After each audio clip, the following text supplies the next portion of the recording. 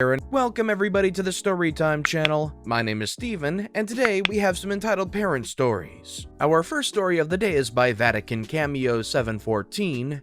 Karen's demon child holds my kid hostage on Easter. Both my wife and I are female. We're a lesbian couple. Safe to say, I do not get along with my wife's family. They blame me for turning her gay. So during holiday get-togethers, I focus on the kids or tuck myself into a corner away from everyone else. That's where I was when the trouble began. The small house was crowded with bodies for East dinner, pre-pandemic, and since the kids were off playing, I had settled in a seat in the corner. My sister-in-law rounded the corner with large eyes to tell me, "So daughter is screaming for you?" I was struck by her wording, so as I got up I asked, "She's calling for me?" "No, she's screaming." Well, that kicked my parental instincts into high gear, and I bolted to the playroom down the hall. I could hear my daughter, 7 at the time, screaming and wailing even before I reached the door, but the door was locked. I'll admit I could have taken an extra moment to get someone inside the playroom to unlock the door, but I was focused solely on reaching my kid. So I gripped the handle and turned it hard enough to pop the lock out of place and shove open the door. Of course, the first face I see is Stacy, Karen's little spoiled brat, staring up at me with wide eyes because the door had nearly hit her when I forced it open. In the next moment, daughter is clinging to me, tears streaking down her cheeks. She was in a full panic, screeching at me what had happened. Apparently, she wasn't playing the way Stacy had wanted her to play, and when they started to argue, daughter tried to leave instead of fight. That's when Stacy locked the door and stood in front of it so daughter couldn't leave the room. Stacy is a little bit older and taller, so daughter couldn't make her move, and that is when she started screaming for help. I was so angry, and I tried to talk to Stacy to show her how her actions affect other people. That child has absolutely no empathy. She just shrugged, and that was my tipping point. I announced loudly that daughter wasn't to play with Stacy anymore, picked up daughter, and carried her to my wife, her parent of choice. Only when Stacy started crying did anyone else get involved. All those adults, no one responded to my kid screaming for help. But as soon as Stacy tears up, the whole world stops. Karen, Stacy's mom, followed me into the front room, yelling about how mean I am to children. "She's just a child," was thrown out more than once. I realized I had started a full-blown fight and was about to tell my wife we should leave when wife goes into mother bear mode. I should mention that at this point, my wife was about 5 months pregnant with our second child and very hormonal. She saw daughter crying, heard Karen yelling at me, and something in her snapped. Usually she's very soft-spoken, so much so that her family thought I somehow control her every thought and action, hence them blaming me for turning her gay. They no longer believe that after this day. My wife and Karen get into a screaming match. Wife steps toe-to-toe with her older cousin who was used to pushing wife around. They are yelling so viciously that my mother-in-law ducks between them to guide daughter out from in between them and distract her. It was an admirably smooth rescue on her part, actually. I don't even remember what was all said, but Karen accused me of child abuse and wife told her how badly she was failing Stacy as a parent to allow her to act the way she does. Everyone else was stunned for a few moments watching the exchange. I had never heard my wife yell like that, and I'm sure it was a surprise to the rest of the family. Karen's mom, a saint of a woman we'll call the doctor, tried to break up the argument that was now center stage, and wife marched outside into the drizzle because she was still so pissed. Mother-in-law was in the kitchen coloring with daughter, so I followed wife outside to try to calm her down. I swear it was like a scene from a cartoon where wife is pacing and shouting angrily in the driveway, and I'm just following her helplessly behind. After a few minutes, the doctor pokes her head out the door and hollers, "You're gonna get that baby sick if you don't come inside." That got wife to listen, and we head back inside, both damp. Mother-in-law is just inside the door, ready to steer wife away from Karen, and the doctor is telling Karen she may want to just pack up for the day. I sit back in my corner seat and let the family sort the drama out, feeling kind of smug about how quickly wife had come to mine and daughter's defense. Karen made quick work of packing up their things, and the doctor escorted her and Stacy to the door. Just before stepping out, Karen turns to me and spits, "You should be nicer to children, OP." I just smirk and say, "You should teach your child to play nicely with others." She gasped in anger and was about to say something else, but the doctor gently pushed her out the door and helped her to her car. After we left, the family tried to blame daughter for the trouble in the playroom, saying she was making mountains out of molehills and I overreacted. We were the black sheep for a little while. A year later, wife and I graduated from college and we were having a celebratory dinner with her family. It was pleasant. Karen wasn't there with her demon child, but the doctor showed up. She's a nice lady, so no trouble there. Until we were all getting ready to leave. I was waiting for wife, and the doctor sits next to me to make small talk. What are my plans after graduation? Are my parents happy for me? Just pleasant stuff. And then she says it. You know, we were talking to the other kids in the playroom that day, and they say Stacy didn't lock the door. I say they all told me when it happened that she was the only one who touched the lock. Right, but we spoke to them later and they finally admitted that she didn't. I stayed silent. So, you know, we can let it go. I say I have let it go. You didn't need to bully those kids into lying for you. And with that, wife came out of the restroom and I immediately stood up. Because daughter didn't want to go play at Stacy's house anymore, they all blamed me, saying that I was the one keeping them apart. False. My kid just understands she doesn't have to suffer abuse just because we're family. If you guys had family like this, do you think you would be susceptible to that peer pressure, that family peer pressure that they'd all put on you to turn the other cheek, keep showing up, bringing your child to play with Stacy and whatnot? Or do you think that if your family displayed behavior like this, you'd be able to stay separate like OP is? Let me know in the comments down below. Our next story is by Experiment64. Grandpa expects me, a 17-year-old, to sign and take custody of his 30-year-old autistic son / my uncle. Choose your character. Me, 17 years old, just finishing high school, getting ready to go to college to pursue my dreams. You've heard this schlock before. My uncle, 30 years old, the only job he's ever worked is a server at McDonald's roughly 14 years ago, and his parents let him quit after a week. He and his parents refused to get him therapy to deal with his Asperger's, so instead he sits in his filthy room all day, gets high as freak on his meds, doesn't bathe, and gets welfare. I'm practically the only person he talks to aside from his parents. My grandpa, uncle's dad, like 65. He's been on disability for years too. His disability, depression. My mom, she saved my butt and I'm incredibly grateful.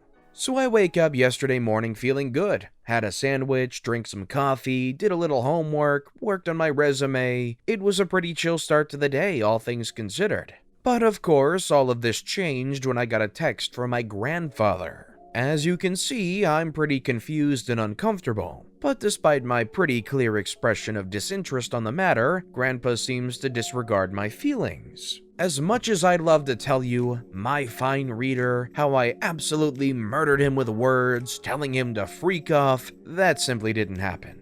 I asked my mom to back me up because I was scared and confused and didn't know what to say because he's my grandpa. So after the texting exchange depicted above, I receive a call from my grandpa. Still completely unsure of what to do, I have it on speaker so my mom can hear. I ask how he's doing, he starts venting to me about all his adult issues, does that crap all the time, and then gets down to business. He pretty much demands, not requests, but demands me to call his brother, who I've only met like 2 times ever, so we can discuss where my uncle goes after he and my grandma pass away. I tell him one more time, Grandpa, I'm 17. This is an inappropriate thing to ask of me, and I really think you should be speaking to my dad right now instead of me. To which he responds with something along the lines of, you'll be 18 and says incorrect birth month, the a-hole. Just do it. You're the only one I trust with my family matters. Might I remind you, my mom was sitting across the room listening to this, and that last line really set her off. I don't remember exactly what she said as it's all kind of a blur even a day after, but she was absolutely pissed. Yelled at Grandpa for not only asking these things of a kid who is known to not like saying no to people, but not consulting her before so. She also told him that my uncle is a 30-year-old man, and if he really can't function because of his Asperger's, that's assisted living's problem, and not her son. He backed down pretty quick and apologized before hanging up the phone. After that, I had a long conversation with my uncle about how I'm glad to be his friend, but it will never be my responsibility to take care of him. He said he understood, but mentioned randomly that he knows I'd give him a place to stay temporarily, provided that the situation calls for it. He's been really insistent on us being roommates when I'm an adult, so I have a feeling that I'll just have to grow a spine until I'm off soon. All of this happened yesterday, so it's likely going to have updates. I'm scared. For now, moral of the story is that my mom is the best. I definitely feel for OP in this situation. Family is family, but you gotta be able to live your own life and you gotta be able to do the things that make you happy. Unless there was like some situation where there was literally no option, no recourse, you had to have the uncle move in for some reason, only then would I say that you should feel entitled to help. And with things like assisted living, I don't think it'll ever actually get to that point. I hate saying no to people too, so somebody calling you up out of the blue and saying, "When I die, you'll take care of so-and-so, right?"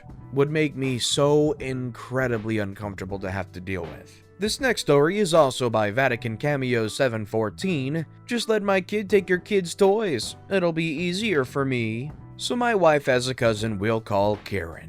Karen's mom and stepdad are very successful doctors with 40 acres of land and a huge house. Karen has always been a spoiled brat, so it's no surprise that Karen's crotch goblin Stacy is also a spoiled brat. One day, I had just laid my daughter down for a nap when Karen called to ask if she could bring Stacy over for a play date. My daughter was notorious for taking long naps, and I told them it wasn't the best time. Karen came over anyway, telling me at the door that they'll just wait for daughter to wake up. What? So they barge in before I can refuse them, and we make light conversation. Stacy busies herself with daughter's toys while I sit through Karen complaining about her latest fight with her baby daddy. After about 40 minutes of small talk, I finally say, "Well, I don't think daughter is waking up anytime soon, so maybe we should do this another day." Karen looked at her phone and shrugged. "We've been here this long, we might as well wait." I insisted daughter would be sleeping for a while longer, and Stacy had started complaining about being hungry. I pushed the issue of them leaving before Karen could ask me to feed her kid. This is where the real trouble began. Stacy had been playing with a set of colorful ponies my daughter was very fond of, and when Karen told her to get ready to leave, Stacy continued to clutch the horses. Karen guided her to the door, horses in hand, and I had to stop them. "Hey, sweetie, could you give me daughter's horses before you go?"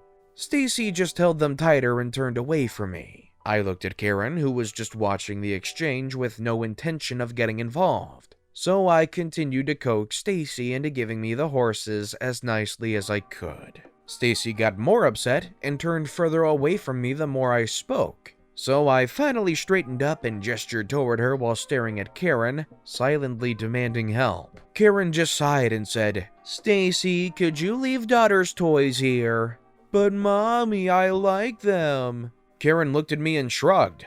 "I don't think she's gonna let them go. Maybe you should just get new ones for daughter." I had to literally bite my tongue to keep from lashing out at Karen at that moment. Taking hold of the horses with one hand, I gently informed Stacy that I would be taking them. She yelled no and tried to tear them away from my grasp, but I firmly and smoothly took them from her arms. It wasn't a yank. I was trying to be nice this whole time, even though I wanted to swat the entitled tushy and stick her nose in the corner. Stacy started wailing like I smacked her in the face, and Karen glared at me, swooping her child into her arms. "She's going to be like this all the way home now." I just shrugged as Karen cooed at Stacy to get her to stop screaming. "You should probably take her home then, before she wakes up daughter." I was no longer being nice to Karen. "You should let her keep the darn horses." Karen glared at me again, doing the dance of the desperate parent. I opened the door for her and gestured toward it. "They belong to daughter. You can get some for Stacy yourself." Karen left grumbling about me being a selfish witch, with Stacy still screaming in her arms. Daughter slept for another hour, and in that time I got a phone call from my wife asking what had happened.